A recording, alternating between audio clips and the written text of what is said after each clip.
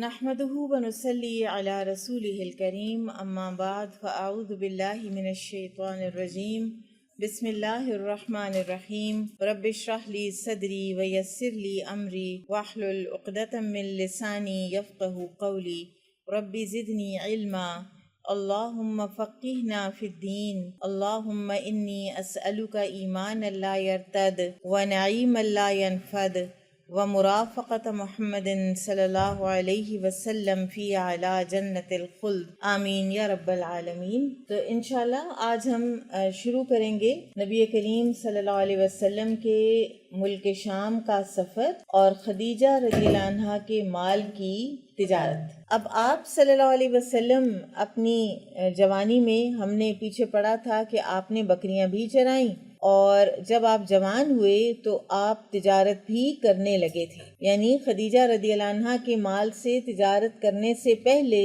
آپ کا ایک شہرہ بن چکا تھا، آپ کی یہ شہرت بن چکی تھی کہ آپ ایک انتہائی امانت دار تاجر ہیں۔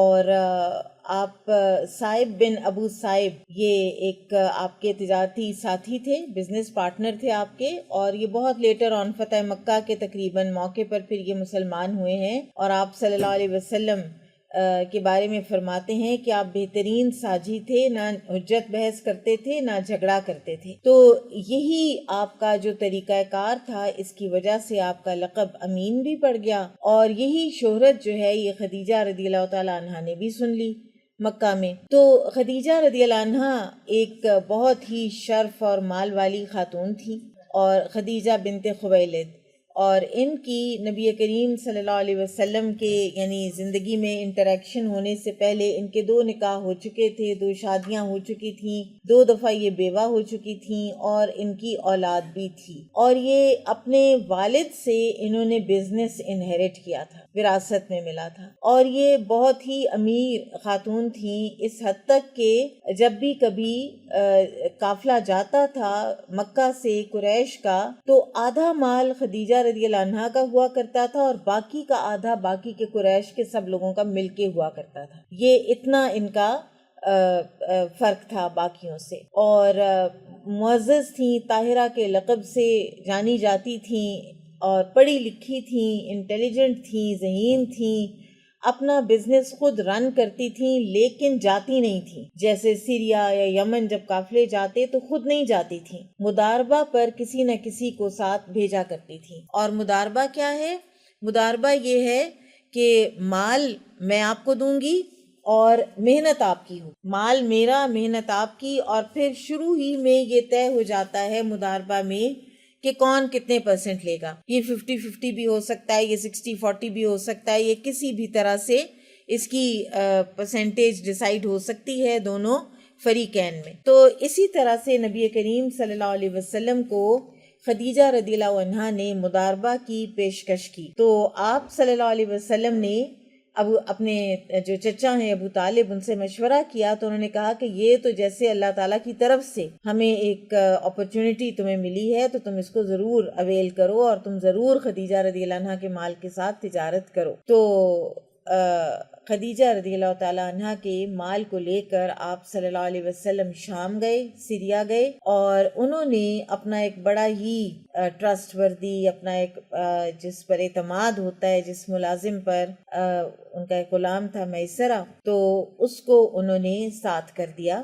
اور ظاہر ہے کہ یہ ان کی عقل مندی تھی کہ ایک انسان کو اگر مال اتنا زیادہ دیا جا رہا ہے تو اپنا ایک بندہ بھی ساتھ ہونا چاہیے۔ میسرہ نے آپ صلی اللہ علیہ وسلم کا اخلاق دیکھا، کچھ ایسی آبزرویشن کی، اور نبی کریم صلی اللہ علیہ وسلم کے معاملات دیکھے، بحیثیت تاجر آپ کا طریقہ کار دیکھا، پھر یہ بھی دیکھا کہ نفع کتنا زیادہ ہوا ہے، برکت کتنی زیادہ ہو گئی ہے جتنی کہ پہلے کبھی بھی نہیں ہوئی۔ تو یہاں تک کہ یہ لوگ واپس مکہ لوٹ آئے، اور میسرہ نے خدیجہ رضی اللہ عنہا کو آپ صلی اللہ علیہ وسلم کی جو اخلاقی معاملات ہیں ان کے بارے میں بتایا۔ اب جب خدیجہ رضی اللہ عنہا نے دیکھا کہ اتنا زیادہ زیادہ نفع بھی ہوا ہے، اتنی برکت بھی ہوئی ہے، اور میسرہ نے جو آپ صلی اللہ علیہ وسلم کی خوبیاں بتائیں، دیانت داری اور امانت داری کی اور آپ کے بلند اخلاق کی۔ اور پھر اسی طرح سیرت کی کتابوں میں یہ بھی ملتا ہے کہ میسرہ نے یہ بھی محسوس کیا بلکہ دیکھا کہ دھوپ میں دو فرشتے نبی کریم صلی اللہ علیہ وسلم پر سایہ کیے ہوئے تھے۔ تو خدیجہ رضی اللہ عنہا کو جب یہ ساری اطلاعات ملیں تو وہ سمجھ گئیں کہ نبی کریم صلی اللہ علیہ وسلم کوئی بہرحال ایک خاص انسان ہے، تو انہوں نے حالانکہ اس سے پہلے اب وہ بیوگی کی زندگی گزار رہی تھیں اور ان کو مکہ کے شرفاء سرداروں نے پیغامات بھیجے تھے نکاح کے، اور ہر پیغام نکاح کو وہ ریجیکٹ کر چکی تھی، اور اب انہوں نے یہ سمجھ کی کہ نبی کریم صلی اللہ علیہ وسلم جیسے انسان کو شریک حیات بنایا جا سکتا ہے۔ تو انہوں نے اپنی ایک سہیلی جن کا نام نفیسہ بتایا جاتا ہے ان کو بھیجا اور پیغام نکاح بھیجا۔ تو اس سے ایک بات ہمیں یہ بھی پتہ چلتی ہے کہ خواتین کی طرف سے بھی پیغام نکاح بھیجا جا سکتا ہے، اس میں کوئی معیوب بات نہیں ہے۔ آپ صلی اللہ علیہ وسلم نے جب آپ کے سامنے یہ بات آئی تو آپ نے اپنے چچاؤں سے مشورہ کیا، اور پھر خدیجہ رضی اللہ عنہا کے چچا عمرو بن اسد کو پیغام بھیجا گیا اور بات طے ہو گئی، اور بنو ہاشم اور سرداران قریش کی ایک مجلس میں 20 اونٹ اور ایک اور روایت کے مطابق 6 اونٹ مہر پر نکاح ہو گیا۔ خطبہ نکاح ابو طالب نے پڑھایا جس میں اللہ کی حمد و ثنا کی، پھر آپ کے فضل و شرف کا ذکر کیا، پھر ایجاب و قبول کے کلمات کہے اور مہر بیان کیا۔ یہی طریقہ اس وقت بھی رائج تھا، اور یہ جو خطبہ نکاح ہے نبی کریم صلی اللہ علیہ وسلم کا، سیرت جو پرانی کتابیں نا ابن ہشام وغیرہ اس میں پورا نقل ہوا ہے کہ ابو طالب نے کیا کہا تھا اس وقت۔ یہ ملک شام سے واپسی کے 2 مہینے اور چند دن کی بات ہے، چند دن بعد کی بات ہے۔ اس وقت آپ صلی اللہ علیہ وسلم کی عمر مبارک 25 سال تھی، اور خدیجہ رضی اللہ عنہا کی عمر مشہور قول کے مطابق 40 سال تھی۔ ایک قول یہ بھی ہے کہ 28 سال تھی، لیکن سب سے زیادہ راجح قول جو ہے نا وہ 40 سال ہی کا ہے۔ کچھ اور اقوال بھی ہیں، اور اس سے پہلے ان کی شادی عتیق بن عائز مخزومی سے ہوئی تھی۔ وہ انتقال کر گیا تو ابو حالہ تیمی سے ہوئی، اور اس سے ایک بچہ بھی پیدا ہوا، اور پھر ابو حالہ بھی انتقال کر گیا۔ اور جیسا کہ بھی بات ہوئی کہ اس کے بعد بڑے بڑے سرداران قریش نے شادی خدیجہ رضی اللہ عنہا سے کرنا چاہی، لیکن وہ اس پر راضی نہ ہوئی، یہاں تک کہ اللہ تعالیٰ نے نبی کریم صلی اللہ علیہ وسلم کے نکاح میں ان کو دیا، اور ایسی سعادت عطا فرمائی کہ پہلوں اور پچھلوں سب کے لیے باعث رشک ٹھہری، خاتون جنت، خاتون اول، اور پھر کیسی کیسی خوشخبری ان کو نبی کریم صلی اللہ علیہ وسلم کے ساتھ میں ملی ہے۔ اللہ کا سلام، جبرائیل علیہ السلام کا سلام، جنت میں موتیوں کے محل کی خوشخبری جس میں نہ کوئی شور ہوگا اور نہ کوئی تھکن ہوگی، یہ سب کچھ نبی کریم صلی اللہ علیہ وسلم کے اس ساتھ میں جو نبوت میں انہوں نے دیا، اور جو پھر سب کچھ صعوبتیں انہوں نے برداشت کی، اس کے بدلے میں ان کو ملا۔ بہرحال خدیجہ رضی اللہ عنہا آپ صلی اللہ علیہ وسلم کی پہلی بیوی تھی، اور ان کو یہ شرف حاصل ہے کہ آپ صلی اللہ علیہ وسلم نے ان کے جیتے جی کوئی اور شادی نہیں کی، اور آپ صلی اللہ علیہ وسلم کی تمام اولاد بھی انہی کے بطن سے تھی، سوائے ایک بچے کے جو لیٹر آن سن 9 ہجری میں جا پیدا ہوئے ہیں، ماریا قبطیہ جو ایک ملک یمین تھیں، ان کے بطن سے ابراہیم رضی اللہ عنہ۔ اور آپ صلی اللہ علیہ وسلم کی اولاد جو خدیجہ رضی اللہ عنہا سے ہوئی، قاسم، پھر آپ کی بیٹیاں زینب، رقیہ، ام کلثوم اور فاطمہ، اور پھر عبداللہ۔ بہرحال کچھ لوگوں نے تعداد اور ترتیب میں اختلاف کیا ہے۔ بیٹے آپ صلی اللہ علیہ وسلم کے تمام ہی چھوٹے ہوتے ہی وفات پا گئے، اور البتہ تمام بچیوں نے نبوت کا عہد دیکھا، اسلام لائیں، ہجرتیں کیں، اور سوائے فاطمہ رضی اللہ عنہا کے تینوں بیٹیاں عین جوانی میں وفات پا گئیں آپ صلی اللہ علیہ وسلم کی زندگی ہی میں، اور فاطمہ رضی اللہ عنہا آپ صلی اللہ علیہ وسلم کے 6 مہینے بعد تک زندہ رہیں، اور اس کے بعد ان کی بھی وفات ہو گئی۔ ایک اور روایت کے مطابق طاہر اور طیب کا ذکر بھی ملتا ہے، لیکن حقیقت یہ ہے کہ طاہر اور طیب جو ہیں وہ آپ صلی اللہ علیہ وسلم کے بیٹے عبداللہ کے لقب ہی ہیں، یہ الگ سے بچے نہیں ہیں۔ یہ 6 اولادیں تھیں جو خدیجہ رضی اللہ عنہا سے پیدا ہوئیں اور یہ اوپر نیچے ہی بچے پیدا ہوتے رہے۔ پھر ایک اور جو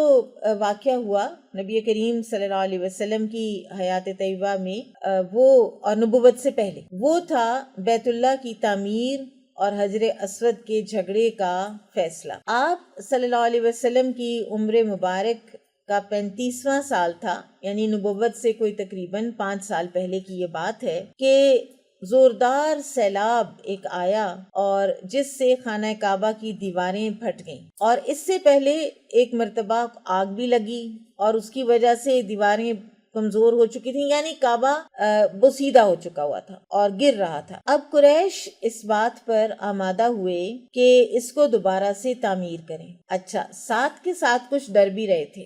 ڈر اس لیے رہے تھے کہ وہ عام الفیل والا واقعہ ان کے ذہنوں میں تھا۔ ابھی 35 سال ہوئے تھے اس واقعے کو، ان کی آنکھوں کے سامنے کا واقعہ تھا کہ ابرہہ کو کس طرح اللہ تعالیٰ نے ہلاک کیا۔ تو یہ ڈر رہے تھے کہ کہیں ہم نیک نیتی سے کعبہ کو گرائیں گے اور دوبارہ تعمیر کریں گے تو ہمارے اوپر بھی کوئی اللہ کا عذاب نہ آ جائے، کیونکہ چاہے مشرک تھے لیکن بیت اللہ کی تعظیم ان کے ذہنوں میں تھی۔ بہرحال پھر انہوں نے کوئی دعائیں کی اور ولید بن مغیرہ نے سب سے پہلے جا کے تو کعبہ کو گرایا، دیوار کو گرانا شروع کیا اور پھر کچھ بھی نہ ہوا اس کو، اور پھر باقی سارے بھی جو ہیں وہ لگ پڑے، اور انہوں نے یہ سوچا کہ اس تعمیر میں ہم صرف حلال مال ہی خرچ کریں گے، چنانچہ کوئی ایسے پروسٹیٹیوشن کی اجرت، سود کی دولت، ناحق مال کسی کا لیا ہوا ہو تو وہ ہم استعمال نہیں کریں گے۔ بہرحال کعبہ کو گرانا شروع کر دیا انہوں نے اور نئے سرے سے اس کو اٹھا کھڑا کیا۔ تعمیر شروع ہوئی۔ تعمیر کے لیے ہر قبیلے کا الگ الگ حصہ مقرر تھا۔ اشراف اپنے کاندھوں پر پتھر لاتے اور ڈھیر لگاتے۔ رسول اللہ صلی اللہ علیہ وسلم اور آپ کے چچا عباس بھی پتھر ڈھو رہے تھے۔ تعمیر کا کام باقوم نامی ایک رومی معمار کر رہا تھا۔ کہتے ہیں کہ یہ بھی اللہ تعالیٰ کی ایک خاص مدد تھی کہ روم سے یمن کی طرف جاتا ہوا ایک بحری جہاز جدہ کے ساحل پر طوفان میں گرا۔ اس میں یہ آرکیٹیکٹ تھا جو یمن جا رہا تھا، کرسچن تھا، اور یہ یمن جا رہا تھا کچھ بلڈ کرنے کے لیے، کوئی تعمیر کرنے کے لیے۔ وہاں سے عربوں نے ان کو پکڑا اور لکڑی بھی ملی انہیں وہاں سے، اس جہاز میں سے۔ تو یہ ایسے تھا کہ جیسے اللہ تعالیٰ کی مدد آئی اور اس رومی معمار کی جو ایک ایکسپرٹیز تھی اس کو بھی استعمال کیا گیا۔ بہرحال پھر بھی قریش کے پاس حلال میں سے اتنا مال جمع نہ ہو سکا کہ مکمل طور پر ابراہیم علیہ السلام کی بنیادوں پر تعمیر کی جا سکتی۔ اس لیے شمال کی طرف سے تقریباً 6 ہاتھ چھوڑ کر اس پر ایک چھوٹی سی دیوار اٹھا دی گئی تاکہ علامت رہے کہ یہ کعبہ کا حصہ ہے۔ اسی کو ہجر اور حتیم کہتے ہیں۔ یہ جو اوول آپ کو آج نظر آتا ہے نا، اوول بھی پھر مزید بعد میں بنایا گیا ہے۔ انہوں نے ایک اسٹریٹ وال جو ہے نا وہ چھوڑ دی تھی چھوٹی سی بنا کر کہ اصل میں کعبہ یہاں تک ہے، ہمارے پاس اب پیسے نہیں ہیں کہ ہم اتنی بڑی بنیاد بنائیں، اتنی بڑی دیوار بنائیں، تو لہٰذا اس کو ہم یہاں تک چھوڑ دیتے ہیں۔ طواف میں یہ حصہ بھی شامل ہوگا۔ تو بہرحال یہ بھی ہمارے لیے ایک رحمت ہے کہ ہر کوئی خانہ کعبہ کے اندر تو جا کر نماز نہیں پڑھ سکتا، although کہ اس کا ثواب اتنا ہی ہے جتنا حرم میں کہیں پر بھی پڑھنے کا ہے، لیکن ایک دل چاہتا ہے ہمارا، تو اللہ تعالیٰ نے ہمارے لیے اس کو رکھا ہے۔ اور نبی کریم صلی اللہ علیہ وسلم ایک مرتبہ سیدہ عائشہ رضی اللہ عنہ کو حتیم لے کر گئے تھے، ان کا ہاتھ پکڑ کر کہ اندر جانا ممکن نہ ہو تو حتیم میں پڑھ لو، کیونکہ یہ بھی ایسے ہی ہے کہ جیسے تم نے حرم کے اندر نماز پڑھی ہے۔ اور بہرحال بعد میں عبداللہ بن زبیر کی جو خلافت کا ایک موقع آیا، حجاز میں ان کی خلافت قائم ہوئی تھی ایک عرصے کے لیے، تو انہوں نے جب ان کو پتا چلا کہ نبی کریم صلی اللہ علیہ وسلم کا فتح مکہ کے موقع پر ایک فرمان تھا، عائشہ رضی اللہ عنہ سے آپ نے فرمایا کہ اگر تمہاری قوم نئی نئی مسلمان نہ ہوئی ہوتی تو میں ان کو میں کعبہ کی بنیادیں ڈھا کر ابراہیم علیہ السلام کی بنیادوں پر بنا دیتا۔ یعنی یہ بڑی حکمت ہے اس میں کہ اگر لوگ اوفینڈ ہو رہے ہوں تو بعض اوقات ہر درست کام ضروری نہیں ہوتا کہ آپ اسی وقت کریں، آپ کسی چیز کو کنٹینیو کر سکتے ہیں، ڈیلے کر سکتے ہیں۔ اب اس میں گناہ کی تو کوئی بات نہیں تھی، تو اس لیے کئی ڈیسیژنز ریش ہو جاتے ہیں چاہے وہ درستی کیوں نہ ہو۔ تو آپ صلی اللہ علیہ وسلم نے اس وقت حکمت کے تحت یہ پالیسی رکھی کہ یہ جیسے ہے ویسے ہی رہا رہے۔ پھر اس کے بعد عبداللہ بن زبیر کو پتہ چلا کہ نبی کریم صلی اللہ علیہ وسلم کی یہ خواہش تھی، تو انہوں نے اس کو ابراہیم علیہ السلام کی بنیادوں پر بنا دیا۔ بعد میں غالباً حجاج بن یوسف نے گروا دیا کہ یہ تو عبداللہ بن زبیر کا نام آ جائے گا اس کے اوپر، یہ تو ان کا نام آتا رہے گا۔ پھر اس کے بعد ایک اور کوئی عموی خلیفہ تھا کہ جس کا دل چاہا کہ میں اب اس کو ابراہیم علیہ السلام کی بنیادوں پر بنواؤں، تو امام مالک رحمہ اللہ تب تھے، تو انہوں نے منع کر دیا تھا۔ انہوں نے کہا بیت اللہ کو بادشاہوں کا کھیل مت بناؤ، اس لیے کہ جو آئے گا وہ پچھلے کے خلاف کرے گا۔ جس طرح ہوتا ہے نا کہ ایک کی تختی اکھاڑ کے اپنی لگا دینا اور میری لگے، تو وہ یہ تختیاں لگانے والی بات ہے، اور یہ ہیومن نیچر ہے، یہ ہمیشہ سے چلی آ رہی ہے کہ پچھلے کی بات جو ہے نا وہ نہ کہیں آ جائے۔ تو یہ اسی طرح سے پھر امام مالک رحمہ اللہ نے منع فرمایا، اور یہ ہمارے لیے امت کے لیے ایک رحمت کا باعث ہے کہ حتیم ہے نماز پڑھنے کے لیے۔ بہرحال اب تو انہوں نے مزید اس کو کافی اسٹرکٹنیس کر دی ہے، ہر وقت آپ نہیں جا سکتے، اس کے بھی ٹائمنگز ہو گئے ہیں حتیم کے اندر نماز پڑھنے کے۔ بہرحال اب جب حجر اسود کی دیوار اٹھ چکی تو ہر سردار نے چاہا کہ وہی حجر اسود کو نصب کرنے کا شرف حاصل کرے۔ اب عرب تھے لڑائی کے خوگر اور لڑنا جانتے بھی تھے، اس بات پہ جھگڑا ہو گیا جو 4-5 دنوں تک جاری رہا، اور قریب تھا کہ خون خرابہ ہو جاتا۔ تو لیکن ایک شخص تھا ابو امیہ، وہ ان میں سب سے زیادہ عمر رسیدہ تھا اس وقت۔ اس نے کہا کہ لڑو مت، اب اتنا بڑا کام ہم نے کر لیا ہے، اور یہاں پہ آ کے اگر ہماری لڑائی ہو گئی تو سوچو کتنا نقصان ہوگا۔ تو اس نے یہ کہا کہ ابھی مسجد حرام کے دروازے سے جو داخل ہوگا نا شخص، اس کو ہم ثالث مان لیں گے، حکم مان لیں گے، وہ جو فیصلہ کرے گا، جس کے بارے میں فیصلہ کرے گا، ہم اس کو منظور کر لیں گے۔ تو لوگوں نے یہ تجویز منظور کر لی۔ اب جھگڑا کوئی بھی نہیں چاہتا تھا، لیکن یہ شرف چھوڑنا بھی کوئی نہیں چاہتا تھا۔ تو یہ اللہ سبحانہ و تعالیٰ کی مشیت تھی، اللہ کی رضا اس میں تھی کہ اب جو نیکسٹ انسان داخل ہوا اندر وہ نبی کریم صلی اللہ علیہ وسلم تھے۔ تو قریش نے دیکھتے ہی کہا ھذا الامین ردیناہ ھذا محمد، یہ تو امین آ گئے ہیں، ہم ان سے راضی ہیں، یہ تو محمد ہے۔ پھر آپ صلی اللہ علیہ وسلم، واقعے کی تفصیل آپ کو پتہ تھی، پھر آپ نے اس کا حل نکالا۔ آپ نے ایک چادر لی، اس میں حجر اسود کو رکھا، سب سرداروں سے کہا کہ ان کا کنارہ پکڑ کر اوپر اٹھائیں۔ سب نے ایسا ہی کیا۔ جب چادر حجر اسود کی جگہ تک پہنچ گئی تو آپ نے اپنے مبارک ہاتھ سے حجر اسود کو اس کی جگہ پر رکھ دیا، اور یہ اتنا عمدہ فیصلہ تھا کہ اس پر سب خوش ہو گئے۔ نبی کریم صلی اللہ علیہ وسلم کے ہاتھوں سے نصب ہونے میں بھی کسی کو اعتراض نہیں تھا، اور بالکل ایک برابر سب کو چادر اس کو اٹھا کر لے جانے کا بھی موقع مل گیا، ایک برابر شرف میں کوئی قبیلہ کسی سے آگے نہ بڑھا۔ کتنا عقل مندانہ، کتنا حکیمانہ فیصلہ تھا۔ حجر اسود زمین سے 1.5 میٹر بلندی پر ہے اور دروازہ تقریباً 2 میٹر اونچا ہے۔ قریش نے اسے اتنا اونچا اس لیے رکھا تاکہ ان کی اجازت کے بغیر کوئی شخص کعبہ میں داخل نہ ہو سکے۔ جو ابراہیم علیہ السلام کی تعمیر ہے نا، اس میں 2 دروازے تھے، جیسے ان گیٹ اور آؤٹ گیٹ ہوتا ہے نا، یعنی جہاں پہ اس وقت دروازہ ہے وہ زمین کے ساتھ تھا، ایک تو وہ اونچا نہیں تھا، اور دوسرا دروازہ اپوزٹ دیوار پہ تھا، ٹھیک ہے۔ تو انہوں نے صرف ایک دروازہ رکھا قریش نے، تاکہ ہماری اجازت کے بغیر کوئی اندر داخل نہ ہو سکے۔ دیواریں 18 ہاتھ بلند ہیں، جبکہ پہلے 9 ہاتھ تھیں۔ ابراہیم علیہ السلام کی تعمیر سے اس کو زیادہ بلند کر دیا۔ اندرون کعبہ 2 قطاروں میں 6 ستون کھڑے کیے گئے ہیں، اور 15 ہاتھ کی بلندی پر چھت بنائی گئی ہے، جبکہ پہلے نہ ستون تھے اور نہ ہی چھت تھی، ٹھیک ہے۔ اگر آپ بہت پرانی کوئی تصویریں دیکھیں تو آپ کو صرف ایک 4 دیواری یوں نظر آتی ہے، چھت بعد میں بنائی گئی ہے۔ اب تھوڑا سا یہ دیکھ لیتے ہیں کہ قبل از نبوت آپ صلی اللہ علیہ وسلم کی سیرت کیسی تھی، آپ کے اخلاق کیسے تھے، کردار کیا تھا، آپ نے کیسے مکہ میں زندگی بسر کی۔ بچپن ہی سے آپ سلیم العقل، پاک دامن اور بھرپور قوت کے مالک تھے۔ آپ دیکھیں 25 سال کی عمر میں آپ نے اپنے سے 15 سال بڑی عمر کی خاتون سے آپ نے شادی کی ہے، اور پھر 25 سال انہی کے ساتھ زندگی گزاری ہے۔ اور یہ وہ کلچر تھا، آپ ذرا اس ماحول کو بھی اندازے میں کریں۔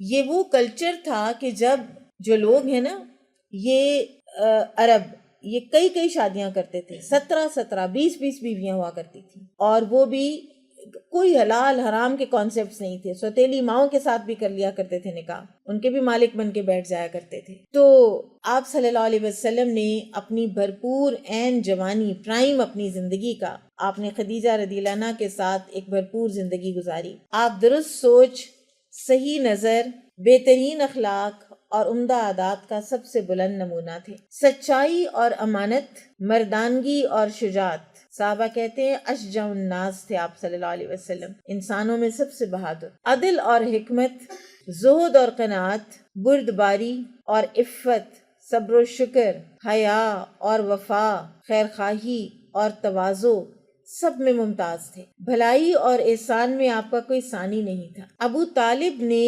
آپ کی شان میں شعر بھی کہا. کہتے ہیں ابو طالب بڑے زبردست شاعر تھے. عربوں کے وہ جو شاعر ہیں جن کے قصیدے سونے کے پانی میں لکھے جایا کرتے تھے, ان کے بارے میں کہا جاتا ہے کہ وہ کہیں رہ جاتے ہیں اگر ابو طالب کی شاعری کو دیکھا جائے تو کہیں پیچھے رہ جاتے ہیں. ابید یستسقی الغمام بوجہہ ثمال الیتامی عصمت للارامل. وہ گورے مکھڑے والا جس کی برکت سے ابر رحمت برستا ہے, وہ یتیموں کا سہارا اور بیواؤں کا نگہبان ہے. آپ صلہ رحمی کرتے تھے, لوگوں کا بوجھ اپنے سر لے لیتے تھے, تنگ دست کی ایسی مدد کرتے کہ وہ مالدار ہو جاتا یا روزگار پہ لگ جاتا تھا, مہمان کی میزبانی کرتے اور مصیبت کے مارے ہوں سے تعاون فرماتے. یہی خوبیاں نا جو خدیجہ رضی اللہ تعالیٰ عنہ نے آپ کو, آپ کی بتا کر آپ کو آپ کا پینک کا ختم کیا تھا. یہ پینک ختم کرنے کا انتہائی فائدہ مند اور سائیکولوجیکل نفسیاتی نسخہ ہے کہ اس وقت اس بندے کو پولائٹلی, پیار محبت سے اس کی بات سنتے ہوئے اس کو اس کی خوبیاں بتائی جائیں تو اس کا خوف سبسائڈ کرتا ہے. یہ انسان کی نیچر ہے. اللہ تعالیٰ نے آپ کی حفاظت و نگہبانی کا خاص انتظام فرمایا تھا اور قوم کے اندر پھیلی ہوئی خرافات اور برائیوں کے خلاف آپ کے دل میں نفرت ڈال دی تھی. چنانچہ آپ بتوں کی عید پر کبھی حاضر نہ ہوئے, نہ ہی شرک کے میلوں میں کبھی گئے. آپ آستانوں یا غیر اللہ کے نام پر ذبح کیا ہوا جانور کبھی نہیں کھاتے تھے, نہ ہی بتوں کو کبھی چھوا, نہ ان سے تقرب حاصل کرتے. لات اور عزا کی قسم سننا بھی گوارا نہ فرماتے. شراب نوشی اور کھیل کود کی مجالس سے آپ انتہائی دور تھے. ایسی کسی مجلس میں آپ صلی اللہ علیہ وسلم نے کبھی شرکت نہیں کی, حالانکہ یہی مجلسیں جوانوں کی تفریح گاہ اور دوستوں کی جائے ملاقات ہوا کرتی تھی. عربوں میں چرچا تھا ان کا کلچر ہی یہ تھا. راتوں کو گانے بجانے, قصہ گوئی, ڈانسنگ گرلز, یہ سب کچھ وہاں پہ بالکل عام ہوا کرتا تھا. اور جتنی زیادہ کوئی شراب پیتا تھا اتنی وہ اس کی ڈینگیں مارتا تھا کہ میں تو 2 مٹکے پی جاتا ہوں اور مجھے کوئی فرق نہیں پڑتا. یعنی یہ ان کی خوبیاں گنائی جاتی تھی. تو ایسے میں آپ صلی اللہ علیہ وسلم نے جس طرح سے اپنی زندگی گزاری وہ قابل ستائش ہے. پھر آپ صلی اللہ علیہ وسلم, اب آپ دیکھیں کہ اب یہ ایک نا خاص انسان, ایک جیسے ہوتا ہے نا کہ ایک ہیرے کی طرح کا چمکتا ہوا انسان مکہ میں موجود ہے, اور شروع سے کچھ نہ کچھ چیزیں جو ہے نا وہ سمجھ بھی آ رہی ہیں کہ یہ عام بندہ نہیں ہے. بحیرہ راہب, پھر میسرہ کی گواہی, فرشتوں کا سایہ کیے ہوئے ہونا. تو اسی طرح سے اگر آپ سیرت کی پرانی کتابیں پڑھیں, ابن ہشام میں یہ اس طرح کی باتیں لکھی ہیں کہ عبد المطلب کو ایک یہودی نے دیکھا تھا ایک مرتبہ, تو اس نے کہا تھا کہ تمہاری جو ناک ہے نا اس پہ مجھے نبوت نظر آ رہی ہے. اب دیکھیں یہود کے بارے میں اللہ تعالیٰ قرآن میں فرماتے ہیں نا, یعرفونہ کما یعرفون ابناءہم, یہ تو ایسے ان کو پہچانتے ہیں جیسے اپنے بیٹوں کو. تو اس لیے اب ایک جیسے مینٹل پریپریشن ہے نا وہ بن رہی ہے. اور خدیجہ رضی اللہ عنہا کا تو باقاعدہ نظر آتا ہے کہ وہ مینٹلی پریپیئرڈ تھیں. انہوں نے جو آپ صلی اللہ علیہ وسلم کی نبوت کے فوراً بعد جس طرح سے جو اقدام کیے ہیں نا, ان سے بھی سمجھ آتی ہے کہ وہ مینٹلی پریپیئرڈ تھیں کہ کچھ ہونے والا ہے. اب جب آپ صلی اللہ علیہ وسلم کی عمر مبارک 40 سال کے قریب پہنچتی ہے, اس کے بارے میں کہا جاتا ہے کہ اب آپ بالکل ڈیفرنٹ تھے اپنی قوم سے. تو آپ کا اپنی قوم سے فکری اور عملی فاصلہ بڑھتا چلا گیا. یعنی کچھ لوگ ہوتے ہیں نا کہ جو بالکل ایک فرق سوچ رکھتے ہیں, تو آپ صلی اللہ علیہ وسلم ان میں سے تھے. آپ قوم کی بدبختی اور بگاڑ دیکھ کر رنجیدہ رہنے لگے. اچھا, اس وقت مکہ میں 4 لوگ ایسے تھے کہ جنہوں نے کبھی بتوں کی پوجا نہیں کی تھی، جو حنفاء کہلاتے تھے۔ ان میں سے ایک تھے ورقہ بن نوفل، جن کو یہ بت پرستی سے نفرت تھی، اور خوب سوچ بچار کے بعد ان کو یہ سمجھ آئی کہ میں عیسائی ہو جاتا ہوں، اور وہ انجیل کے عالم بنے اور اپنے ہاتھوں سے انجیل بھی لکھا کرتے تھے۔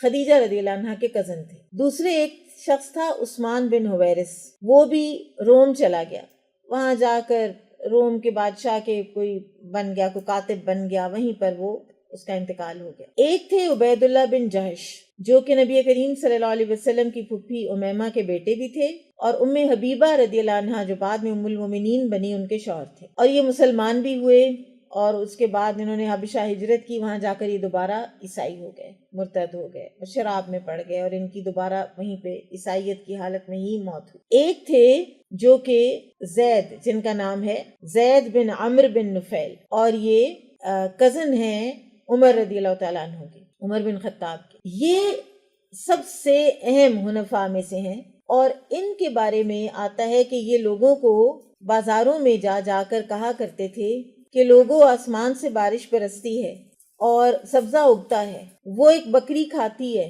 اور پھر تم اس بکری کو ذبح کر کے اس کو بتوں کے نام پہ وقف کر دیتی ہو۔ بکری کا گوشت بتوں کے نام پہ، جنہوں نے اس میں کچھ کیا ہی نہیں ہے، بتوں کا کوئی کنٹریبیوشن نہیں ہے اس کے اندر، نہ بکری کو پیدا کرنے میں، نہ بارش برسانے میں، نہ سبزہ اگانے میں، یعنی ایک ان کی عقل کو وہ جھنجھوڑتے تھے۔ تو آپ صلی اللہ علیہ وسلم کی قبل از نبوت ان سے ایک آدھی ملاقات بھی ثابت ہے، لیکن آپ کی نبوت سے پہلے وہ وفات پا گئے تھے، اور آپ صلی اللہ علیہ وسلم نے فرمایا تھا کہ وہ پوری ایک امت کے طور پر قیامت کے دن اٹھائے جائیں گے۔ تو جو لوگ ذرا بھی کچھ سوچا کرتے تھے تو وہ ان بتوں سے دور ہو جایا کرتے تھے۔ بہرحال آپ صلی اللہ علیہ وسلم الگ تھلگ اور تنہا رہنے کی خواہش آپ صلی اللہ علیہ وسلم میں بڑھنے لگی، جوں جوں آپ 40 برس کے ہونے لگے، اور یہ سوچ بھی آپ کی گہری ہونے لگی کہ لوگوں کو، اپنی قوم کو یہ بت پرستی سے کس طرح سے بچایا جائے۔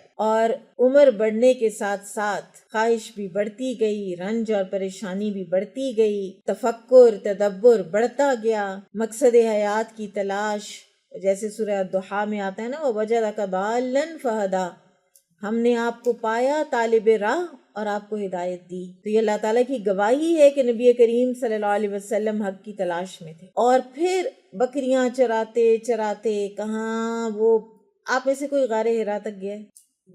کیا وہ پہاڑ ہے، کیسے پہلے وہ ایک پہاڑ چڑھتے ہیں، پھر وہ ختم ہوتا ہے، ادھر سے ایک اور سٹیپ پہاڑ شروع ہو جاتا ہے، اور اس کے اینڈ پہ جا کے ایک چوٹی ہے جہاں پہ ایک وہ باریک سی جگہ ہے، اس کے اندر سے گزر کے آگے جا کے وہ ایک چھوٹا سا غار ہے۔ اس کو تو کسی بندے کا تلاش کر لینا بھی یہ اللہ کی مدد ہے۔ اللہ نے ہی کوئی نبی کریم صلی اللہ علیہ وسلم کو گائیڈ کیا کہ ادھر یہاں ایک غار ہے، یہاں پہ آ کے بیٹھ جاؤ۔ تو آپ صلی اللہ علیہ وسلم غار حرا جایا کرتے تھے، اور رمضان کا مہینہ دین ابراہیم کی بچی کچھی تعلیمات کے مطابق اللہ کی عبادت کرتے، اور مہینہ پورا کر کے صبح دم مکہ تشریف لاتے، خانہ کعبہ کا طواف کر کے گھر کی راہ لیتے۔ 3 سال تک آپ صلی اللہ علیہ وسلم کا یہی عمل رہا۔ جب 40 سال عمر پوری ہو گئی، اور اسی کو سن کمال کہتے ہیں، رشد کا جو ایک وقت ہے وہ 40 سال کی عمر ہوتی ہے، میچورٹی آنے کا وقت، اور عموماً اسی عمر میں پیغمبر بھیجے جاتے ہیں۔ تو آپ صلی اللہ علیہ وسلم میں نبوت کی چمک دمک اور سعادت کی جھلکیاں نظر آنی شروع ہوئی۔ تو سب سے پہلا جو ایک نشانی تھی، سب سے پہلی وہ کیا تھی کہ آپ خواب دیکھتے اور دن میں وہ ویسے کا ویسا پیش آ جاتا، وہ سچا ہو جاتا۔ جو بھی آپ خواب رات کو دیکھتے وہ صبح میں بالکل ویسے پیش آ جاتا۔ پھر آپ کو روشنی بھی نظر آنے لگی، پھر آپ کو آوازیں بھی سنائی دینے لگیں۔ مثلاً آپ صلی اللہ علیہ وسلم نے فرمایا، انی لأعرف حجرا بمکہ کان یسلم علی قبل ان ابعث، میں مکہ میں ایک پتھر کو پہچانتا ہوں جو بعثت سے پہلے مجھے سلام کیا کرتا تھا، یعنی پتھر آپ صلی اللہ علیہ وسلم کو سلام کرتے تھے۔ اچھا، ہرا پہاڑ کے بارے میں تھوڑی سی انفارمیشن لے لیجئے کہ اب یہ جبل نور کے نام سے مشہور ہے اور اصل مکہ سے اس کا فاصلہ تقریباً 2 میل ہے۔ اس کی بلند چوٹی دور سے نظر آتی ہے۔ اس چوٹی کے بائیں طرف کچھ نیچے اترنے کے بعد غار واقع ہے۔ غار کی لمبائی 4 میٹر سے کچھ کم اور چوڑائی 1.5 میٹر سے کچھ زیادہ ہے۔ پھر تیسرے سال کے رمضان میں جب آپ صلی اللہ علیہ وسلم کی عمر مبارک کا 41واں سال چل رہا تھا، آپ غار حرا کے اندر ذکر الہی اور عبادت میں مشغول تھے کہ یکا یک جبرائیل علیہ السلام نازل ہوئے اور آپ کو وحی و نبوت سے نوازا۔ عائشہ رضی اللہ عنہ فرماتی ہیں، اب آپ دیکھیں کہ عائشہ رضی اللہ عنہ اس وقت نہیں تھی، ٹھیک ہے، ظاہر ہے یہ ان کی پیدائش سے بھی پہلے کا واقعہ ہے، لیکن بعد میں پھر یہ احادیث روایت ہوئی ہیں۔ آپ صلی اللہ علیہ وسلم نے عائشہ رضی اللہ عنہ کو یہ بتائی ہیں۔ رسول اللہ صلی اللہ علیہ وسلم پر وحی کا آغاز نیند میں اچھے خواب سے ہوا۔ آپ جو خواب دیکھتے وہ سپیدہ صبح کی طرح نمودار ہوتا۔ پھر آپ کو تنہائی پسند آنے لگی، چنانچہ آپ غار حرا میں خلوت اختیار فرماتے اور کئی رات گھر آئے بغیر عبادت کرتے اور اس عرصے کے لیے توشہ بھی لے جاتے۔ پھر خدیجہ رضی اللہ عنہ کے پاس واپس آتے اور اسی جیسی مدت کے لیے پھر توشہ لے جاتے، یہاں تک کہ آپ صلی اللہ علیہ وسلم غار حرا ہی میں تھے کہ آپ کے پاس حق آ گیا، یعنی آپ کے پاس فرشتہ آیا اور کہا اقرا، پڑھو۔ آپ صلی اللہ علیہ وسلم نے فرمایا ما انا بقاری، میں پڑھنا نہیں جانتا۔ آپ فرماتے ہیں فأخذنی فغطنی حتی بلغ منی الجہد ثم ارسلنی فقال اقرا۔ فرماتے ہیں آپ صلی اللہ علیہ وسلم کہ اس پر اس نے مجھے پکڑ لیا اور اس زور سے دبوچا کہ مجھے چور کر ڈالا۔ فغطنی حتی بلغ منی الجہد، شدید بھینچا، اور پھر چھوڑ کر کہا اقرا، پڑھو۔ میں نے کہا میں پڑھنا نہیں جانتا۔ اس نے دوبارہ پکڑ کر دبوچا اور چور کر ڈالا، پھر چھوڑ کر کہا اقرا، پڑھو۔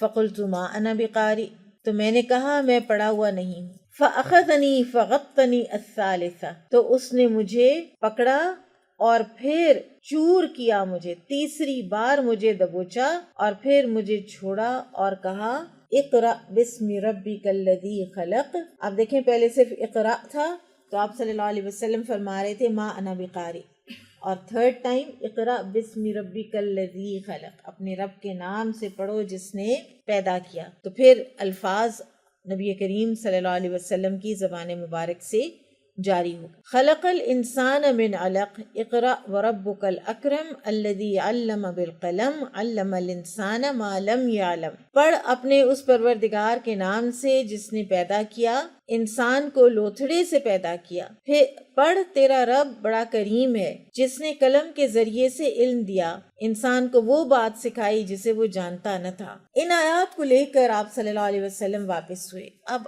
آپ کا اس وقت، آپ انسان ہیں، ٹھیک ہے، اور آپ کا دل کانپ رہا تھا، اور سیرت کی بکس میں آتا ہے کہ یہ پٹھے آپ کے شیور کر رہے تھے، باقاعدہ آپ لرز رہے تھے، فزیکلی آپ کے اوپر ایک لرزہ طاری تھا، اور آپ سیدھے خدیجہ رضی اللہ عنہ کے پاس آئے ہیں۔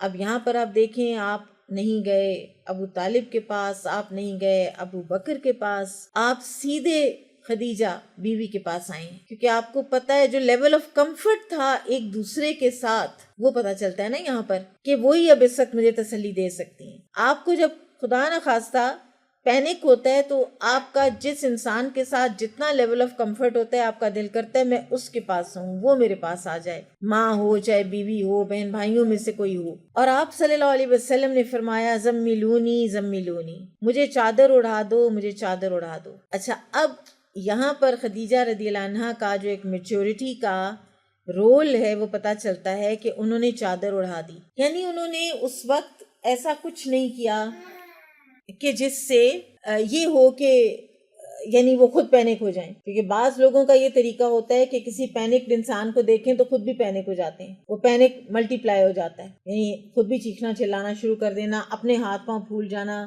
مجھے بتائیں تو صحیح ہوا کیا ہے، آپ بتا کیوں نہیں رہے، آپ بول کیوں نہیں رہے، ٹھیک ہے میں کیا کروں، وغیرہ وغیرہ۔ نہیں، جب نبی کریم صلی اللہ علیہ وسلم نے فرمایا مجھے چادر اڑا دو، انہوں نے فوراً چادر اڑا دی کہ ایک دفعہ ان کی یہ حاجت پوری کی جائے جو اس وقت ان کا دل چاہ رہا ہے۔ یہاں تک کہ آپ صلی اللہ علیہ وسلم سے دہشت جاتی رہی، اور پھر جب دہشت گئی اور آپ صلی اللہ علیہ وسلم کا ذرا پینک جو ہے وہ سبسائڈ ہوا، تو آپ نے پورا واقعہ خدیجہ رضی اللہ عنہا کو کہہ سنایا، اور پھر فرمایا لقد خشیت علی نفسی، مجھے اپنی جان کا ڈر لگ رہا ہے۔ اور یہ جو ڈر تھا نا، یہ کہتے ہیں کہ اس بات کا ڈر تھا کہ میرے دماغ کو تو نہیں کچھ ہو رہا، میں کوئی سینٹی تو نہیں لوز کر رہا اپنی۔ تو خدیجہ رضی اللہ تعالی عنہا نے جو واپسی جواب دیا ہے وہ کتنی جہتوں سے آپ کو کتنا کچھ سکھاتا ہے۔ انہوں نے کہا کلا، ہرگز نہیں، واللہ، اللہ کی قسم، ما یخزیک اللہ ابدا، اللہ آپ کو کبھی رسوا نہیں کرے گا۔ وجہ انک لتصل الرحم، آپ صلہ رحمی کرتے ہیں، وتحمل الکل، بے سہاروں کا بوجھ اٹھاتے ہیں، وتکسب المعدوم، تنگ دست لوگوں کی مدد کرتے ہیں، وتقری الضیف، اور مہمان کی میزبانی کرتے ہیں، وتعین علی نوائب الحق، اور حق کے سلسلے میں پیش آنے والے مصائب میں مدد فرماتے ہیں۔ ایسا بندہ ضائع نہیں ہوتا۔ اپنے اخلاق اچھے کریں، وہ کہتے ہیں نا کیریکٹر از ڈیسٹینی، جو آپ کا اخلاق ہوگا وہی آپ کی قسمت ہوگی۔ اپنے اخلاق اچھے کریں، اچھے اخلاق والا انسان ضائع نہیں ہوتا، بد اخلاق ضائع ہوتا ہے، اس کی کوئی لیگیسی نہیں ہوتی، اس کو کوئی یاد نہیں کرتا، اس کا کوئی صدقہ جاریہ نہیں بنتا۔ تو یہ بینچ مارک بنا لینا چاہیے۔ یہ ہے نبی کریم صلی اللہ علیہ وسلم کا اخلاق۔ یہ جو خدیجہ رضی اللہ عنہ کے الفاظ ہیں نا، نبی کریم صلی اللہ علیہ وسلم کا ہر اخلاق ان میں سے کسی ایک نہ ایک کیٹیگری میں فال کر جاتا ہے۔ یہ آپ کی پوری تصویر ہے آپ کی شخصیت کی، آپ کی پرسنالٹی کی، آپ کے اخلاق کی۔ کیا رشتہ دار، کیا غریب، کیا فقیر، کیا مہمان، کیا کوئی لاچار بے کس، اور کیا وہ جو حق کے لیے کھڑا ہوا ہے، سب کی مدد کرتے ہیں، یعنی ہر خانے میں پورے۔ پھر اسی طرح سے یہاں پر یہ بھی پتہ چلتا ہے، ایک تو یہ کہ ایسا انسان ضائع نہیں ہوتا، دوسرے یہ کہ یہ نفسیاتی ٹریٹمنٹ آپ کو کسی کی اگر کرنی ہے تو اس طریقے سے کریں، اس کو جانیں، اس کی خوبیاں پہچانیں اور اس کو اپلفٹ کریں، اس کی ورتھ کو اپلفٹ کریں۔ سائیکالوجی میں سب سے بڑا جو کسی کو مینٹل ہیلتھ ایشو ہوتا ہے نا لوگوں کو، وہ ہوتا ہے اپنی سیلف ورتھ ختم ہو جانا، اپنی کوالٹیز کو پہچان ہی نہ سکنا، ہر وقت سیلف پٹی کا شکار رہنا۔ تو دراصل خدیجہ رضی اللہ عنہا نے اس میں سے فوری طور پر نکالا ہے۔ اچھا، اب اگلا جو اقدام انہوں نے کیا ہے نا، اس سے یہ پتہ چلتا ہے کہ خدیجہ رضی اللہ عنہا کچھ سمجھ گئی تھی، تو وہ آپ کو اپنے کزن، اپنے چچا کے بیٹے ورقہ بن نوفل کے پاس لے جاتے ہیں۔ ابھی بھی نہ ابو طالب نہ ابو بکر انجیل کا عالم، ٹھیک ہے، تو وہ دور جاہلیت میں عیسائی ہو گئے تھے، عبرانی لکھنا جانتے تھے، اور توفیق الہی کے مطابق عبرانی میں انجیل لکھا کرتے تھے۔ بوڑھے اور نابینا ہو چکے تھے اس وقت تک۔ تو خدیجہ رضی اللہ تعالی عنہا نے ان سے کہا بھائی جان آپ اپنے بھتیجے کی بات سنیں۔ ورقہ نے کہا بھتیجے تم کیا کہتے ہو؟ تو آپ صلی اللہ علیہ وسلم نے جو کچھ دیکھا تھا تو آپ نے بیان کر دیا۔ ورقہ نے کہا یہ تو وہی ناموس ہے، ناموس کہتے ہیں وہی لانے والا رازدان فرشتہ، اور جبرائیل علیہ السلام مراد ہے۔ ورقہ نے کہا یہ تو وہی ناموس ہے جو موسیٰ علیہ السلام پر نازل ہوا تھا، اور ساتھ ہی فوراً فرما دیا کاش میں اس وقت جوان ہوتا، کاش میں اس وقت تک زندہ رہتا جب آپ کی قوم آپ کو نکال دے گی۔ تو آپ صلی اللہ علیہ وسلم بے حد حیران ہوئے اور فرمایا اَوَ مُخْرِجِيَّهُمْ، تو کیا یہ لوگ مجھے نکال دیں گے؟ اور آپ کے لیے یہ بات بہت حیران کن تھی کہ مجھے صادق اور امین کہنے والے، مجھے اپنا بہترین انسان ماننے والے، مجھ سے محبت کرنے والے، میرے اپنے کزن، میرے اپنے بھائی بند، میری برادری، مجھے نکال دیں گے۔ تو ورقہ نے کہا کہ ہاں کوئی ایسا آدمی نہیں جو تمہارے جیسا پیغام لایا مگر اس سے دشمنی نہ کی گئی ہو۔ اگر میں نے تمہارا وہ دن جس دن تمہاری قوم تمہیں مکہ سے نکالے گی پا لیا تو میں تمہاری زبردست مدد کروں گا۔ لیکن اس کے بعد جلد ہی ورقہ فوت ہو گئے اور وہی کچھ عرصے کے لیے رک گئی۔ ورقہ بن نوفل کے بارے میں آتا ہے کہ یہ نبی کریم صلی اللہ علیہ وسلم کی نبوت پر ایمان لائے تھے۔ ابھی آپ رسول نہیں بنے، ابھی آپ نبی بنے ہیں۔ اقرا بسم ربک الذی خلق کے ساتھ آپ نبی بنے تھے، اور یا ایھا المدثر کے ساتھ آپ رسول بنے تھے، قم فانذر۔ تو ان کو اللہ نبی کریم صلی اللہ علیہ وسلم نے سبز لباس میں جنت میں دیکھا، کیونکہ یہ آپ پر ایمان لے آئے تھے نا، ورقہ بن نوفل، تو یہ ایک طرح سے آپ پر پہلے ایمان لانے والے بھی ہیں، اور یہ نبی صلی اللہ علیہ وسلم پر پہلی بار وحی اترنے اور آپ کی نبوت شروع ہونے کا واقعہ ہے، اور یہ واقعہ رمضان کے مہینے میں لیلۃ القدر میں پیش آیا تھا، کیونکہ یہ صاف اللہ تعالیٰ کا قرآن حکیم میں ارشاد ہے، شہر رمضان الذی انزل فیہ القرآن، کہ رمضان وہ مہینہ ہے کہ جس میں قرآن اتارا گیا۔ پھر اسی طرح سے اللہ تعالیٰ کا ارشاد ہے، انا انزلناہ فی لیلۃ القدر، ہم نے قرآن کو لیلۃ القدر میں نازل کیا۔ اور صحیح احادیث سے یہ بھی ثابت ہے کہ یہ واقعہ رات کے پچھلے پہر سوموار کی فجر طلوع ہونے سے پہلے پیش آیا، چونکہ لیلۃ القدر رمضان کی آخری 10 راتوں میں کسی طاق رات میں ہوا کرتی ہے، اور اس سال سوموار 21 رمضان کو لیلۃ القدر تھی، یعنی سوموار کا دن کیونکہ 21 کو پڑ رہا تھا تو یہ 21 رمضان، یہ راج رائے ہے، بہرحال پھر یہ غیب کے معاملات ہیں، لیکن رائے یہی بنتی ہے کہ رمضان کی وہ جو رات تھی جس میں پہلی مرتبہ وحی آپ صلی اللہ علیہ وسلم پر نازل ہوئی ہے وہ 21 رمضان، تو لہٰذا نتیجہ یہ نکلا کہ آپ صلی اللہ علیہ وسلم کی نبوت آپ کی پیدائش کے 41ویں سال 21 رمضان سوموار کی رات شروع ہوئی۔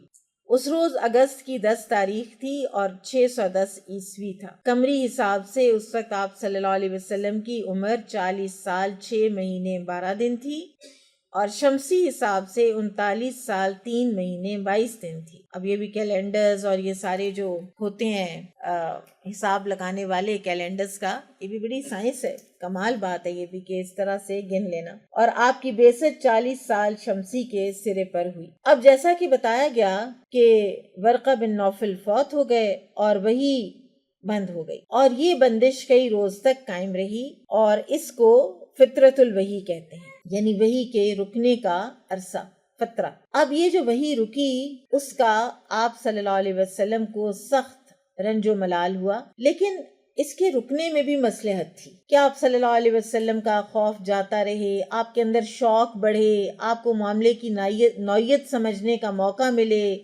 دوبارہ وحی کی مشقت جھیلنے کے لیے طبیعت آمادہ ہو جائے، شوق اور طلب پیدا ہو جائے، اور ایسا ہی ہوا کہ آپ صلی اللہ علیہ وسلم دوبارہ وحی آنے کا انتظار فرمانے لگے۔ ادھر گوشہ نشینی کی بقیہ مدت پوری کرنے کے لیے آپ صلی اللہ علیہ وسلم ورقہ کے پاس سے پلٹ کر دوبارہ غار حرا میں تشریف لا چکے تھے۔ پھر جب ماہ رمضان ختم ہو گیا اور آپ کی مدت اعتکاف پوری ہو گئی تو حسب عادت پہلی شوال کی صبح حرا سے اتر کر مکہ روانہ ہوئے۔ نبی صلی اللہ علیہ وسلم کا ارشاد ہے کہ میں پہاڑ سے اتر کر میدان میں پہنچا تو مجھے پکارا گیا، میں نے دائیں دیکھا تو وہاں کچھ دکھائی نہ دیا، بائیں دیکھا تو وہاں بھی کچھ نہ دکھائی دیا۔ تو نبی کریم صلی اللہ علیہ وسلم حرا سے واپس تشریف لا رہے تھے تو آپ نے فرمایا کہ میں پہاڑ سے اتر کر میدان میں پہنچا تو مجھے پکارا گیا، میں نے دائیں دیکھا تو وہاں کچھ دکھائی نہ دیا، بائیں دیکھا تو وہاں بھی کچھ دکھائی نہ دیا، پھر آگے دیکھا تو وہاں بھی کچھ نظر نہ آیا، پھر پیچھے دیکھا وہاں بھی کچھ نظر نہ آیا۔ اس کے بعد میں نے سر اوپر اٹھایا تو کیا دیکھتا ہوں کہ جو فرشتہ حرا میں میرے پاس آیا تھا وہی آسمان و زمین کے درمیان کرسی پر بیٹھا ہوا ہے۔ یہ دیکھ کر میرا پورا وجود اس کے روب سے بھر گیا، یہاں تک کہ میں زمین کی طرف جا جھکا۔ پھر میں خدیجہ کے پاس آیا اور کہا مجھے چادر اڑا دو، مجھے چادر اڑا دو، مجھ پر کمبل ڈال دو اور ٹھنڈے پانی کے چھینٹے مارو۔ یعنی سیکنڈ ٹائم بھی آپ کے اوپر یہ کیفیت طاری ہوئی جب آپ نے پورے افق پر چھائے ہوئے جبرائیل علیہ السلام کو دیکھا۔ انہوں نے کمبل اڑا دیا اور ٹھنڈے پانی کے چھینٹے مارے، اور پھر یہ فترۃ الوحی کے بعد یہ آیات نازل ہوئیں، یا ایھا المدثر قم فانذر وربک فکبر وثیابک فطہر والرجز فہجر۔ اے کمبل اوڑھنے والے اٹھ اور لوگوں کو ان کی بدعملی کے نتائج سے ڈرا، لوگوں کو ڈرا اور اپنے رب کی بڑائی بیان کر، اور اپنے کپڑے پاک رکھ اور گندگی سے الگ تھلگ رہے۔ یہ واقعہ نماز فرض ہونے سے پہلے کا ہے۔ نماز تو فرض تو ہوئی ہے نا معراج پہ، 5 نمازیں تو فرض معراج کے موقع پر ہوئی ہیں نا، لیکن اس سے پہلے ابتدا ہی میں صبح کے وقت 2 رکعتیں اور شام کے وقت 2 رکعتیں ہو گئی تھیں، ٹھیک ہے۔ اس کے بعد وحی میں تیزی آ گئی، چنانچہ پے در پے وحی آنے لگی۔ ان آیات سے آپ کی رسالت شروع، آپ کی یہ رسالت آپ کی نبوت کے اتنے دنوں بعد شروع ہوئی جتنے دن وحی بند رہی۔ کتنے دن وحی بند رہی اس کے بارے میں کوئی ایک حتمی رائے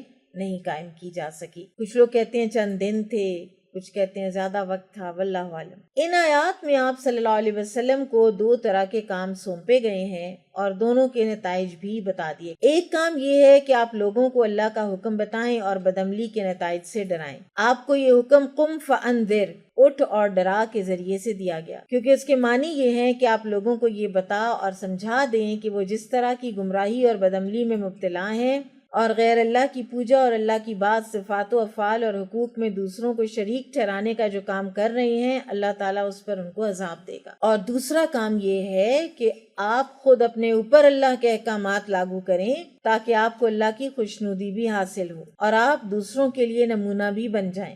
اور یہ حکم آپ کو بقیہ آیات میں دیا گیا ہے، وَرَبَّكَ فَكَبِّرْ، اپنے رب کی بڑائی، کبریائی بیان کیجیے اور اس کے ساتھ کسی کو شریک نہ ٹھہرائیے۔ وَثِيَابَكَ فَطَهِّرْ، اپنے کپڑے اور جسم پاک رکھیں۔ دونوں طرح سے اس کو لیا گیا ہے کہ بظاہر بھی اگر انسان کے کپڑے گندے ہوں تو وہ کتنا بدنما لگتا ہے، اس سے بات کرنے کا دل نہیں چاہتا، ایسے ہی ہے نا۔ اور ساتھ ہی یہ کہ اپنی روح کو پاک رکھیں، روح کے بھی جو نجاستیں اور غلاظتیں ہیں وہ بھی ہٹائیں۔ وَالرُّجْزَ فَاهْجُرْ، کہ اللہ کی ناراضگی اور عذاب کے اسباب سے اور قوم کی بدعمالیوں، گندگیوں اور آلودگیوں سے دور ہو جائیں، روحانی بھی اور جسمانی بھی۔ وَلَا تَمْنُنْ تَسْتَكْثِرْ، زیادہ چاہنے کے لیے احسان نہ کر، یعنی اس دنیا میں احسان کے بدلے کی خواہش اور امید نہ رکھیں، بلکہ یہ سمجھ لیں کہ یہ مشکلات اور آزمائشوں کا راستہ ہے۔ لہٰذا اپنی قوم کا دین چھوڑنے اور ایک اللہ کی طرف بلانے پر تکالیف اور دشواریاں سہنے کے لیے تیار رہیں۔ وَلِرَبِّكَ فَاصْبِرْ،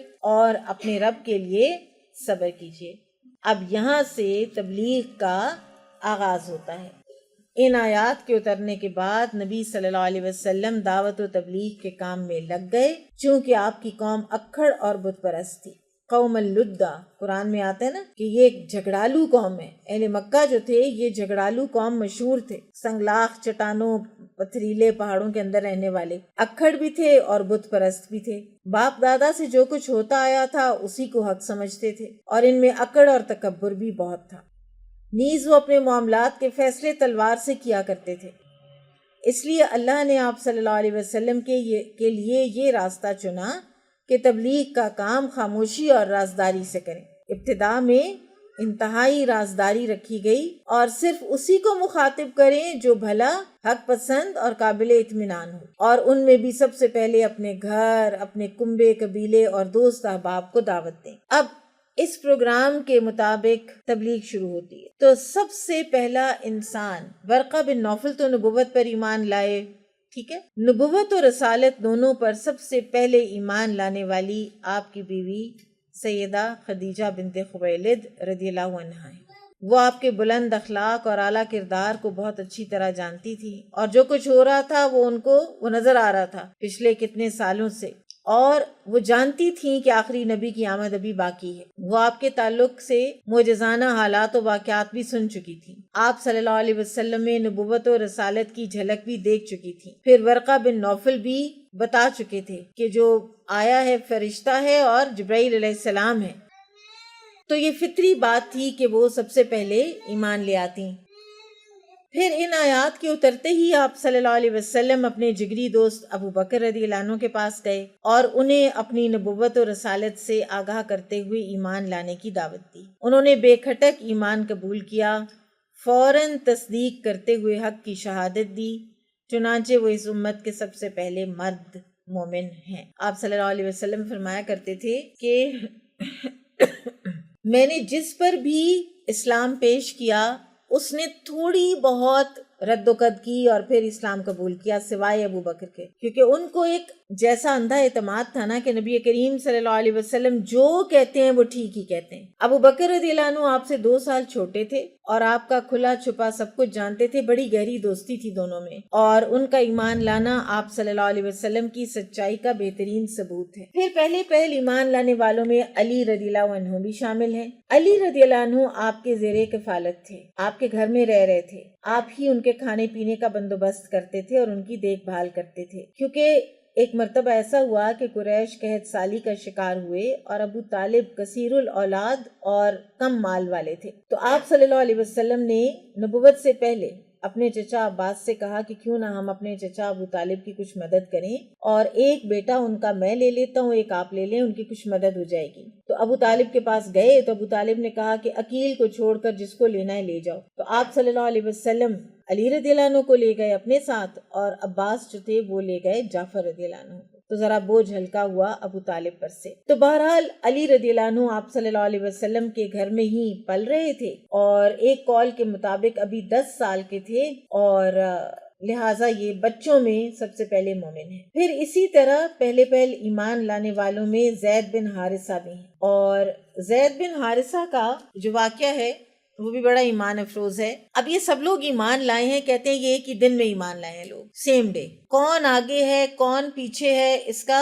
بہت زیادہ پتہ نہیں چلتا، لیکن خدیجہ رضی اللہ عنہا آگے ہی ہیں، اور باقی جو ہیں وہ یعنی آپ ایسے سمجھیں کچھ منٹ یا کچھ گھنٹوں کی آگے پیچھے سے۔ تو بہرحال پھر اس میں یہی تطبیق کی گئی ہے کہ عورتوں میں خدیجہ رضی اللہ عنہا، مردوں میں ابو بکر رضی اللہ عنہ، غلاموں میں زید بن حارثہ، اور بچوں میں علی رضی اللہ تعالیٰ عنہ۔ تو زید بن حارثہ کا واقعہ یہ ہے کہ یہ چھوٹے سے بچے تھے اور اپنی والدہ کے ساتھ اپنے ننیال آئے ہوئے تھے، اور ان کے وہاں ننیال میں ریڈ ہو گیا۔ عربوں کا ایک طریقہ تھا نا رازنی کرنا، اور قبائل پر ریڈ کرنا، اور وہاں سے عورتوں اور بچوں کو غلام بنا کر لے جانا، آزاد لوگوں کو پکڑنا، منڈیوں میں بیچنا، یہی وہاں پہ بازار گرم تھا اسی طرح کے ظلم و ستم کا۔ زید بن حارثہ اسی طرح کے ایک ریڈ کا شکار ہوئے اور مکہ کی منڈی میں آ کر بک گئے، اور یہاں پر حکیم بن حزام نے ان کو خریدا، اور حکیم بن حزام تھے بھتیجے خدیجہ رضی اللہ عنہا۔ آ کے تو انہوں نے تحفے میں دے دیا، حکیم بن حزام نے زید بن حارثہ کو، اپنی پھپھی کو، خدیجہ رضی اللہ عنہا کو۔ آپ صلی اللہ علیہ وسلم سے نکاح کے بعد خدیجہ رضی اللہ عنہا نے زید بن حارثہ آپ صلی اللہ علیہ وسلم کو تحفے میں دے دیے۔ کچھ عرصے کے بعد کسی نے طواف میں زید بن حارثہ کو مکہ میں دیکھا، تو ان کے جو قبیلہ تھا نا بنو کلب، جہاں پہ ان کے باپ اور چچا وغیرہ رہتے تھے اور ان کی تلاش میں تھے اور غمزدہ تھے، تو ان کو جا کر بتایا کہ تمہارا بیٹا مکہ میں ہے اور عبد المطلب کے بیٹے کا غلام ہے۔ تو وہ آئے اور آ کے نبی کریم صلی اللہ علیہ وسلم کو ملے کہ آپ بڑے شرف و فضیلت والے ہیں، آپ ہم سے جتنا فدیہ چاہتے ہیں لے لیں، ہمارا بیٹا ہمیں دے دیں۔ تو آپ صلی اللہ علیہ وسلم نے فرمایا کہ اس کو بلا لیتے ہیں، اگر وہ جانا چاہے تو میں فدیے کے بغیر بھیج دوں گا، اور اگر وہ نہ جانا چاہے تو پھر جو میرے پاس رہنا چاہتا ہے اور جانا نہیں چاہتا اس کو میں بھیجوں گا نہیں۔ تو زید بن حارثہ کو بلایا گیا تو انہوں نے کہا کہ کیا تم انہیں پہچانتے ہو؟ اب یہ آپ صلی اللہ علیہ وسلم کی نبوت سے پہلے کا واقعہ ہے کہ کیا تم جانتے ہو ان کو، پہچانتے ہو؟ تو انہوں نے کہا ہاں یہ میرے باپ ہیں، یہ میرے چچا ہیں، تو یہ تمہیں لینے آئے۔ انہوں نے کہا نہیں، آپ کو چھوڑ کر میں تو کہیں نہیں جا رہا۔ تو باپ اتنا حیران ہوا کہ تم غلامی کو ترجیح دے رہے ہو آزاد زندگی پر، اور باپ اور چچا کے ساتھ جانے سے انکار کر رہے ہو۔ تو انہوں نے کہا ہاں، ان جیسے انسان کو چھوڑا نہیں جا سکتا۔ بہرحال آپ صلی اللہ علیہ وسلم نے اسی وقت ان کو آزاد کیا، کعبہ کے پاس جا کر اعلان فرمایا کہ آج سے زید میرا بیٹا ہے، وہ میرا وارث ہوگا اور میں اس کا وارث ہوں گا، اور اسی دن سے ان کو زید بن محمد کے نام سے پکارا جانے لگا، اور یہاں تک کہ سورہ احزاب نازل ہوئی مدینہ میں آ کر، تو پھر یہ دوبارہ زید بن حارثہ کہلائے جانے لگے، ورنہ ان کو زید بن محمد کے نام سے ہی پکارا جاتا تھا۔ اور ان کے باپ کو بھی ایک گنا تسلی ہو گئی کہ میرا بیٹا ایک آزاد زندگی گزار رہے اور ایک اچھے باعزت انسان کے گھر میں رہ رہے۔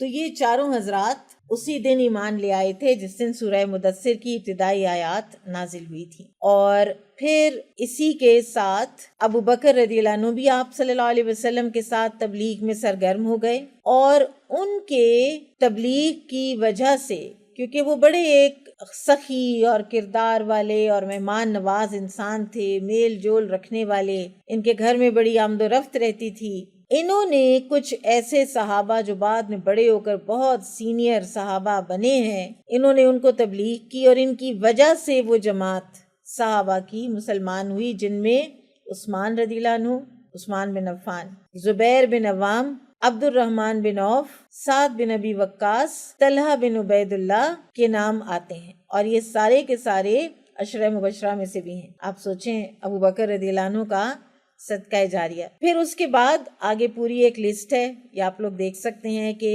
کون لوگ؟ یہ سابقون الاولون کی لسٹ ہے بیسکلی. امین الامت ابو عبیدہ بن جراح. ابو سلمہ یہ نبی صلی اللہ علیہ وسلم کے رضائی بھائی بھی ہیں، اور ام سلمہ جو بعد میں ام المومنین بنی ہیں وہ ان کی بیوی، وہ بھی سابقون الاولون میں سے ہیں. ارقم بن ابی الارقم، عثمان بن مظعون، ان کے بھائی قدامہ بن مظعون اور عبداللہ بن مظعون. پھر آگے یہ آپ لسٹ دیکھ سکتے ہیں. ان میں سعید بن زید بن عمر بن نفیل بھی ہیں، یہ بھی عشرہ مبشرہ میں سے ہیں. اور یہ زید وہ جو حنفاء میں سے تھے نا، 4 حنفاء میں سے، یہ ان کے بیٹے ہیں سعید بن زید. اور ان کی بیوی تھیں عمر رضی اللہ عنہ کی بہن فاطمہ بنت خطاب، بالکل شروع کے دنوں میں مسلمان ہو گئی تھی. یہ وہی ہیں جن کا پھر قرآن سن کر عمر رضی اللہ عنہ بھی مسلمان ہو گئے تھے. پھر ایک لوہار صحابی تھے خباب بن ارت، جعفر رضی اللہ عنہ اور ان کی بیوی اسماء بنت امیس. ٹھیک ہے، تو اسی طرح مزید اور بھی لوگ تھے جن میں جو شامل تھے. اور ابو سفیان کی بیٹی ام حبیبہ رملہ بنت ابی سفیان اور ان کے شوہر عبید اللہ بن جہش، یہ سب بالکل ابتدا میں مسلمان ہوئے. پھر عبداللہ بن جہش اور یہ پورا جہش کا خاندان جن میں زینب بنت جہش بھی تھیں، یہ بھی سابقون الاولون میں سے ہیں. صہیب بن سینان رومی، یہ بھی سابقون الاولون میں سے ہیں. عمار بن یاسر سابقون الاولون میں سے ہیں.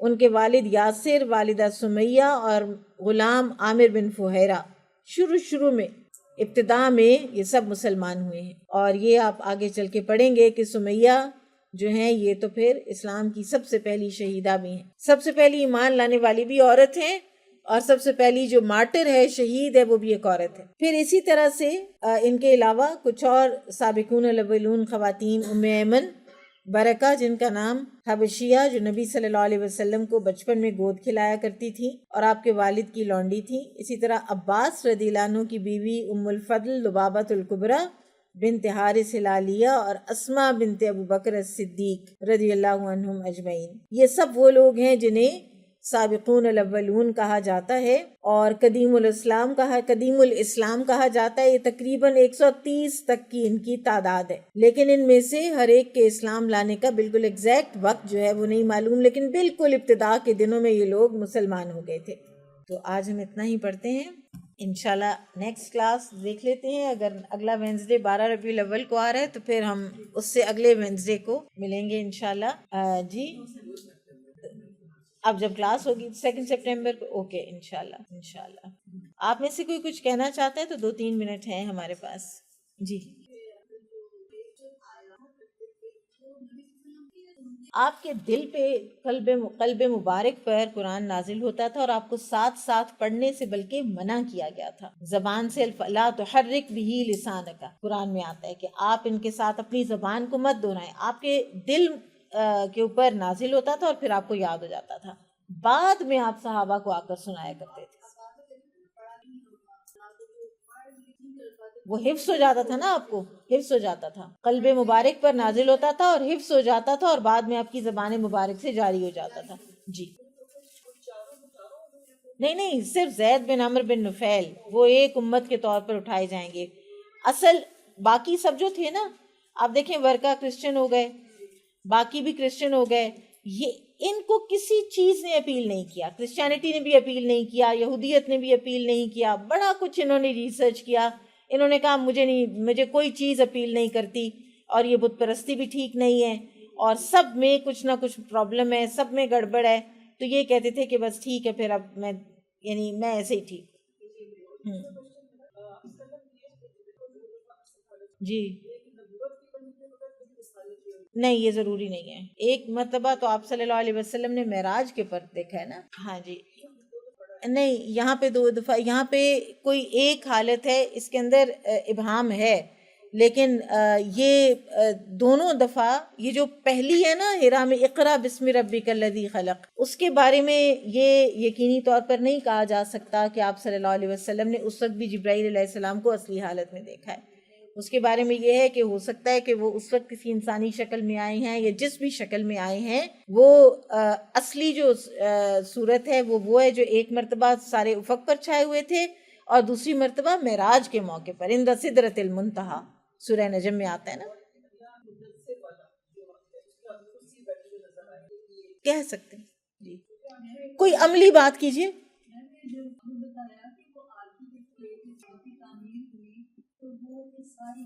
ہاں جی. ہاں کیوں ہم غیر مسلم ڈاکٹر سے علاج نہیں کرا لیتے؟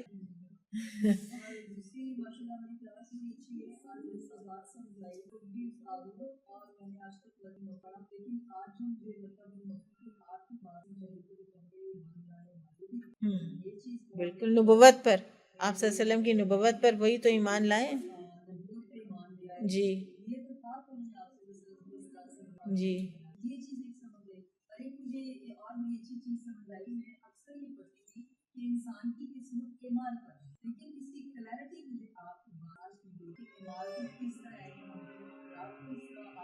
اعمال، اعمال نہیں اعمال. جی بارک اللہ. سبحان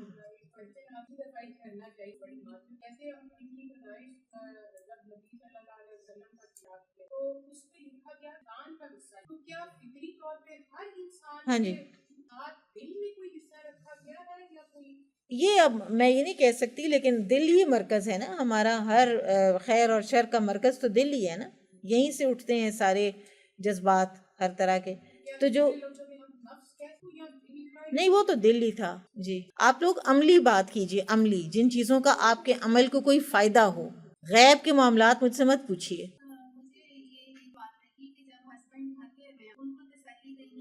ہاں بالکل بالکل بالکل بالکل.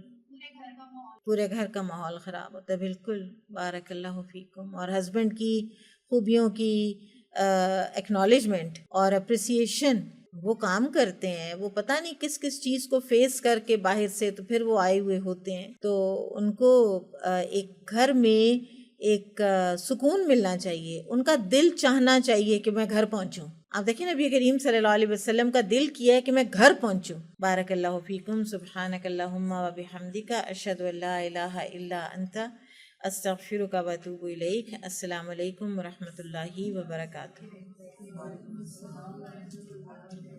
اچھا نہیں میرا خیال ہے اگلا نا، میں سوچ رہی تھی کہ اگر ہم ٹیوزڈے کو کلاس کر لیں، لیکن وہ میرا خیال ہے نہیں ہو سکے گی، کیونکہ مجھے لگتا ہے میری ٹیوزڈے کو اسکلز میں شروع ہو جانی ہے.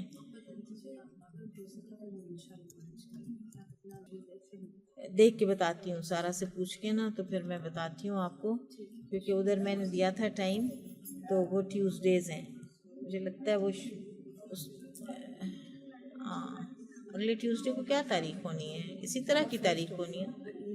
ہاں ہاں یعنی بجائے وینسڈے کے ٹیوزڈے کو کلاس ہو جائے، کیونکہ نا یہ پھر وہی مجھے ہے کہ استاذہ کیا